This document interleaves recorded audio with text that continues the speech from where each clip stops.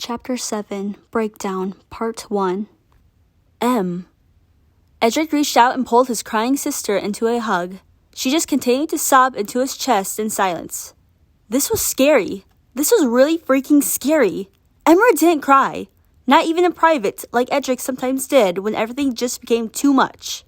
She always held her head up high and seemed above it all, even when their parents spent an hour after dinner yelling at her for not getting a perfect score. Sometimes there were cracks in the mask, when her smile seemed more forced and pained than genuine. But Edric had never seen her break down the way she was right now. Em, it's going to be okay. Don't! Edric flinched at the harshness of his sister's voice, but even now, he didn't let go. She needed him right now. He sucked at comforting people, but she needed him right now. So he wasn't going to let her down like that. Nothing's ever going to be okay again! Honestly, this was probably good for her. Emerald was almost notorious for always keeping her negative emotions bottled up. Another day, another fake smile. Another dumb prank to keep her mind off of everything. Don't let anyone see your pain. Don't even admit it to yourself. Of course, Edric had seen through it at least some of the time. He knew her too well to be completely oblivious to those things. But there was only so much he could do to help someone who was in complete denial about needing another person to be there for them. Eventually, something had been bound to happen that was just too much for even Emra, and finally broke down her walls. Good. Let it all out. You'll feel better afterwards. He rubbed her back gently. Titan, was he incredibly bad at this? We'll find a solution, right? No way we'll leave her stranded there for that long. There has to be something we can do. I mean, technically, we already have a bit of an advantage because we're more than one person, Ida chimed in. She still wasn't very good at handling crying kids on her couch, despite the fact that she'd had a surprising amount of them to deal with over their summer. But you kids are still students. So, if you're saying the bigger number helps, is there a way we could speed this up further? Gus asked. His dad's reported curiosity gained the better of him and pushing his pang into the back of his mind a little as the wheels in his head started turning. Assuming we could gather more people, could we open a portal faster? Well, yes, but it's a bit more complicated than that. Ida sighed. She spent a lot of time thinking this through. Since it was the Emperor's orders that led to the portal being destroyed because he apparently wanted Luce gone that badly, he's not going to be thrilled at us opening another one to get her back. Whoever helps us is going to secure themselves a spot on Belos' hit list. And if we get the wrong people in on this, they might betray us. We could all get captured without even being able to complete the portal, which means we need a bunch of powerful witches we can trust unconditionally. So, not very achievable right now. Willow sighed. Any other ideas? King thought for a moment. If we at least had a way to get Amity back, that would already help, right? He looked at the twins. Don't your parents have lots of influence? Couldn't they ask the Emperor to help rescue their daughter? I'm sure he has a portal of his own somewhere. Whether or not that was true was pure speculation, but it was worth a shot, right? Ida sighed. I mean, Amity wouldn't be thrilled about leaving Luce behind. But honestly, it would be a lot less dangerous for both of them if at least Amity was back here. Who knew what humans did to people found guilty of hiding an otherworldly being? Ida, for one, would be glad if Luce and her mother never had to find out. Emma looked up, her face full of uncertainty as she exchanged looks with her brother and Willow. They were all thinking the same thing. Edric looked away. Okay, we'll ask her parents, but honestly, don't get your hopes up. Emma nodded, her voice still shaking a bit from all the crying when she spoke. They'd never do anything to potentially hurt their standing with the Emperor. She bit her lip, not even for their own kids. But they had to try, for Amity. There was nothing she wasn't willing to do for even the slimmest chance of rescuing her little sister. Is there anything else we can try? Both in a likely case this doesn't end up working and because we still need a solution for how to get Luce back, even if it does? Willow asked. She knew enough about what Annie's parents were like to know why the twins were talking the way they were. It was pretty much certain that they'd still have to solve this problem themselves. Well, there's a couple potions that could also help. but it's not the kind of stuff they sell on the regular market. Honestly, most of it is not even the kind of stuff they sell on the night market. Some of these I assume only the head of the potions coven herself has access to. Ida sighed again. So basically, we have nothing that could really help us right now. That was a pretty bad outlook, but she dealt with worse ones. She known from the start that this wouldn't be easy, but there wasn't anything she wasn't willing to try to get Luce back, no matter how dumb and dangerous it was and how long it took. She'd always been very into crimes anyway. Actually, Gus said after a short silence, I spent some time thinking about which people we could ask for help, and I think I might have an idea. Luce is friends with the double-check kids, and they're the same grade as Edric and Emra, right? Maybe the twins could talk to them and ask them to help us. Emra's face lit up immediately. That's an excellent idea, Gus! We have some classes together. We'll come up with an excuse to speak to them after school as soon as possible. Edric looked at his sister and rolled his eyes in slight amusement, very well aware of the reason she was so excited all of a sudden. Edith said powerful witches we can trust, not powerful witches you want to make out with. Emra crossed her arms. A person can be trustworthy and cute, Edric. Those aren't mutually exclusive, you know. He elbowed his sister, significantly less annoyed than he pretended to be. You're impossible sometimes. Only sometimes? Emra raised an eyebrow in mock offense. I need to step up my game. Edric chuckled, and then so did his sister, as stupid as this whole conversation was. At least she wasn't crying anymore. I'm with Gus and Emra here, Willow chimed in. The troublemakers really like Luce, and they're technically already opposing the Emperor since we're not supposed to study more than one track. Even if they don't agree to help us, they're not the kind of people that would sell us out, so it's definitely worth a shot. See? Emra grinned at her brother triumphantly. It's settled then. It was now that one of them, Gus to be exact, finally bothered to check his messages again because his scroll buzzed slightly in his pocket. And then he realized he had 5 new messages. He opened them. Guys! Amity wrote back! This prompted everyone else to check their scrolls as well. Yeah, and the first time was 3 hours ago. Emma mumbled after she checked hers. Whoops. Edric breathed a sigh of relief. At least she's okay. They got very worried when they messaged her sister back the day before. Not very in detail, just reassuring her that everyone was fine, but that there were issues with the portal, and she hadn't replied again.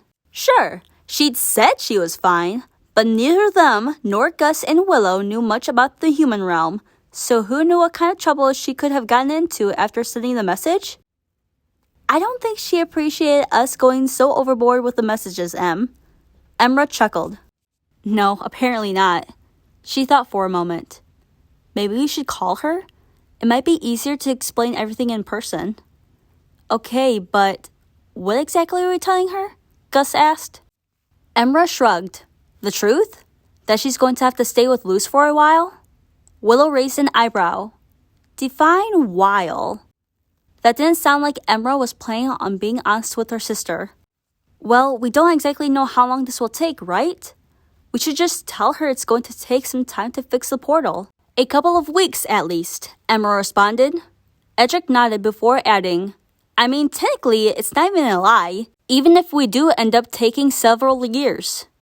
Willow sighed loudly. Well, that's definitely not going to blow up in our faces, she mumbled, tragically aware that there would be no reasoning with these guys. Oh well. Amity is your sister, so it's your call, I guess. But if this goes wrong, I reserve the right to say I told you so. Ida placed her crystal ball on the table between the 2 couches and gestured for the twins to set it to whatever Amity's mirror frequency was. Let's just try to reach them and make sure that they're all right. A few minutes later, the crystal ball finally connected to Amity's hand mirror. Emra had made sure to magically fix herself up so that she didn't look like she just cried. Hootie had been temporarily silenced with a spell because as much as Ida liked him, he wasn't great at keeping secrets. The glass stayed black for a bit after it had made the connection, then Luce and Amity stared back at them. Luce waved excitedly. Hey guys! Oh look, you're alive. We were beginning to have doubts. Despite Ida's sarcastic comment, no one missed the relief washing over her when she saw the two. Luz smiled back at her. Aww, love you too, Mom. Ida chuckled, her facial expression softening. Don't get cheeky with me, kid. Luz! King jumped up at the table in excitement, then turned away and crossed his arms. I totally don't miss you, at all. Luz chuckled. Miss you too, King. I miss all of you. Amity was too busy being annoyed with her siblings for heartfelt greetings, now that she was sure they were okay. Are you too serious? First you send me hundreds of messages and have my scroll yell at me because you're so worried, and then you don't even reply when I write back? She sounded more aggravated than she actually was. She was too happy that everyone seemed alright and almost found her siblings' concern kind of sweet. Believe it or not, we had important things to take care of, Mittens. Edric replied nonchalantly. What took you so long to reply after we wrote back the first time anyway? We didn't hear back from you all evening. Did anything interesting happen yesterday? Amity growled at the tone of her sister's voice, and Emma was exaggeratedly wiggling her eyebrows, but she could feel heat rushing into her cheeks. The others exchanged glances when Luz turned away, blushing as well. Ida raised an eyebrow. Oh? It's nothing! We just almost kissed by accident. Now we're totally not being weird about it, Luz blurted out. Amity blushed even more and pointedly refused to look at her siblings. She would never hear the end of this. Wow, Minz has more game than we gave her credit for, Edric whispered. Emra just grinned. How do you almost kiss by accident? Willow asked, cocking her head in confusion. Gus, on the other hand, seemed to be the only one that still genuinely didn't understand what was going on. Why are their faces so red? It's a long story, Willow, and it's kinda dumb. Let's not talk about that, Amity replied, immediately determined to keep as much information about the incident from her siblings as she possibly could. Besides, we have way more important things to talk about.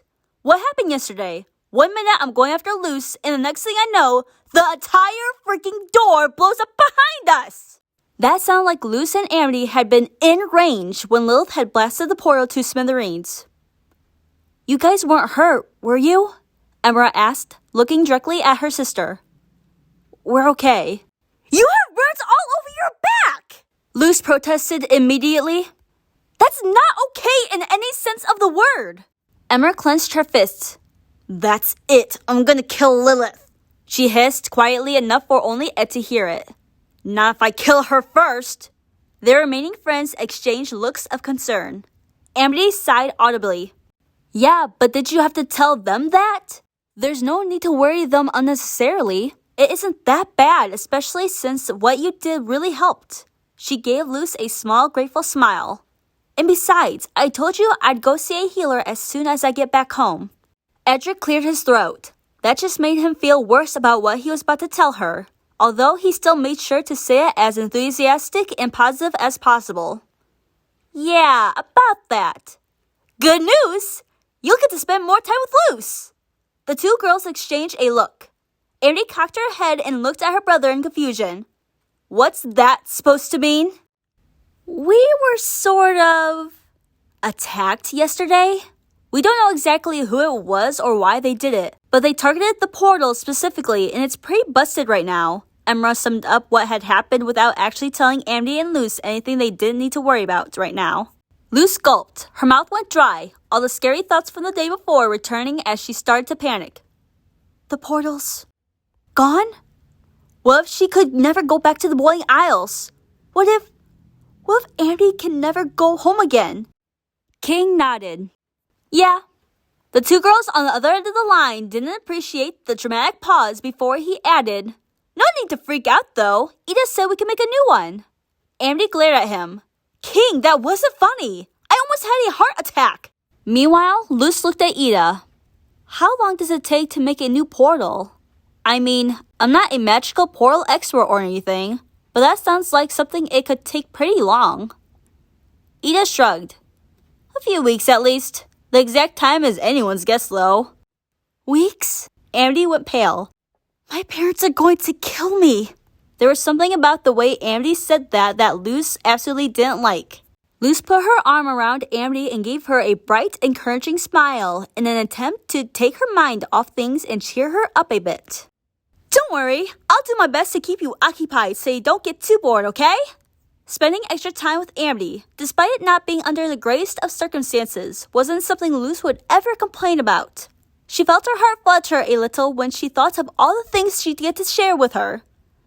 I'm sure we can handle a few weeks of living together without you getting sick of me, she added with a wink. Amity was still freaking out. Getting sick of Luz wasn't the part she was worried about. If anything, getting to spend more time with Luz was the only upside of this mess. But there were plenty of other things she worried about a whole lot. This unfamiliar environment freaked her out. She missed the accessible deadlines of her home. What if they got attacked by another one of these monsters from earlier? Amity knew how to defend herself from Boiling Isles monsters, but she never fought anything like that before. How would she protect Luz? How would she protect herself? What if they came across more toothbrush demons that Luz didn't take seriously? What if one of them seriously injured her? Amity wasn't good with healing magic. What if she got Luz in trouble? What if... Gus suddenly interrupted her spiraling thoughts. Oh, I'm so jealous! You get to explore the human world? That's so exciting! After worrying so much about his friends for the previous hours, the second he learned that they were all right, his love for Luz's home took over. When you get back, you have to tell me everything! Amity's face reddened with anger. She knew Gus wasn't saying these things out of ill will, but she was on the verge of a mental breakdown, and this wasn't exactly making it better. But before she could yell at him, Willow did. Gus! Not helping! Willow gave him a warning glance. Sorry. His shoulders slumped. Got carried away a bit there. Luz smiled at Gus, squeezing Amity's shoulder to comfort her. Amity immediately relaxed a bit. She couldn't put into words what exactly it was about Luz's touch that always helped her remember how to breathe when she was freaked out. But that was almost its own kind of magic. If she had to be stuck here with anyone, she was glad it was Luz. I'll bring you some things next time I visit. Promise. Gus beamed. Thank you, Luz! You're the best! Aw, always. She smiled. Good thing you called while Mom's still at work. She'd probably have been a little weirded out at us talking to a hand mirror. Speaking of her mom... Uh-oh. It had taken Luz until now to remember that her mom was expecting Amity to leave today. For obvious reasons. Which... couldn't happen. Also for obvious reasons. Ida immediately noticed the change in her daughter's expression. Everything okay, kid? I just realized we need your help with something else too. Luz turned to Edric and Emra. You two are good at making excuses, right? They nodded simultaneously. Can you help us come up with a reason for why Amity has to stay here a while longer that will convince my mom? About half an hour later, Luz and Amity had gone from talking to the twins via call to sending messages back and forth via scroll with them to brainstorm while the others continued working on the portal issue in the meantime. Whatever that meant exactly. Amity was still kind of panicking about the whole situation, but had managed to calm down enough to be able to focus on the problem at hand. She could always resume the panicking afterwards. So far, they'd not really had been super successful in finding a solution since most of the twins' ideas would have worked fine on the Boiling Isles, but didn't exactly work in this realm. Luz's only idea so far had been, maybe we could hide her in a closet. But that had been from a bad fanfic, and would probably only have worked in a bad fanfic. It was scrapped, right after saying she hadn't wanted to go back to being closeted again anyway, which had made Amity wonder why this realm had a verb for living in a closet, and in which context it happened. But despite not managing to come up with anything before, the newest idea Emra had sent was promising. This one could work, I think. Luz handed Amity back her scroll so she could read the message. What if you tell her Amity got kicked out by her parents? Amity gulped. She expected her siblings to come up with something that worked, but she wasn't sure if she liked this. She felt bad for lying to Camila in the first place, and using such a serious topic to do it didn't feel right. Not that she'd technically put kicking her out past her parents if they got angry enough at her. Luz, are you sure this is a good idea? That's a huge thing to lie about. Deep down, Luz knew Amity was right. Maybe they would have been better off just telling her mom the truth right now. But in addition to all of Luz's already existing fear of her mother's bad reaction to the truth, there was now the additional scary question of, what if she sees Amity as a threat and doesn't let her stay? They couldn't risk that. Well, what else were we supposed to do? If we don't find a reason why you have to stay here, she'll expect you to go back home. And we both know you can't do that. Amity eyed the floor. I know, you're right. It wasn't like she had any better ideas, and if she couldn't stay here, they'd have an even bigger problem. No matter how bad she felt about it, as long as she didn't have a better solution, just saying no solved nothing. But there was something else too. Luz, you're really good at lying to your mom. Is everything okay between you two?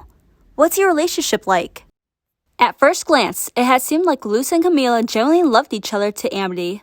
Actually, at second and third glance too. Things were perfect, of course, because in what family were they ever?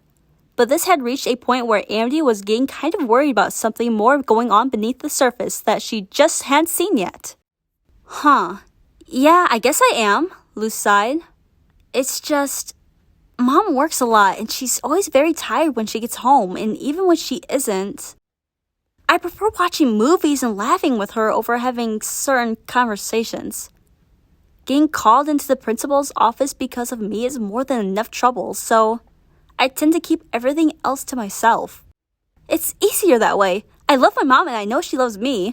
We're just very different people, and there are some things we don't talk about. Either way, the tone of Luz's voice calmed Amity's initial bad thoughts. The way she talked about her mom made it obvious that she meant what she said. Amity knew she wouldn't have been able to talk about her own parents in that way. And it was normal not to tell each other everything. Whatever was going on between Luz and her mom seemed to be more of a genuine communication issue rather than anything miraculous. That was good at least. They spent the next couple of hours coming up with a story while Luz modified spells until she was able to do what she wanted with them. Amity was a little freaked out when Luz merged her scroll with her little hand mirror to turn them into a single item that looked a lot more like a regular human phone than Luz had expected it to. A weirdly shaped model and slightly larger than average, but still phone-esque enough to pass as one as long as people didn't look too closely. But how are they still supposed to work if they're merged together?